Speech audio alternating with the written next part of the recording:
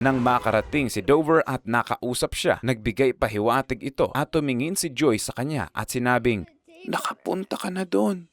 Nanlaki ang mata ni Dover at alam niya na agad kung saan. Tumakbo agad siya palabas at mabilis siyang pumunta patungo sa bahay ni Holly. Hinabol siya nila Loki pero nailigaw sila at pumunta na lang sa abandonadong building at nahanap nila si Alex na nakakulong. Tuguan at grabe ang tinamo. Malaya na si Alex, ngunit nawawala na si Dover. Dumating na si Dover sa bahay ni Holly. Pinatuloy siya nitong kalmado na tila walang nangyayari. Pero may hinala na siyang alam na ni Dover kaya siya bumalik, kaya tinutukan niya na ito ng baril. Pinatapon ng cellphone, pinainom ng kemikal at nagsimula siyang mahilo. Isiniwalat na ni Holly ang buong katotohanan sa kanya. Siya at ang kanyang asawa dati ang nangunguha ng mga bata sa maraming taon. Hindi para sa pera, hindi para sa kapangyarihan, kundi para sa kabaliwang pagganti at pakikipaglaban sa Diyos na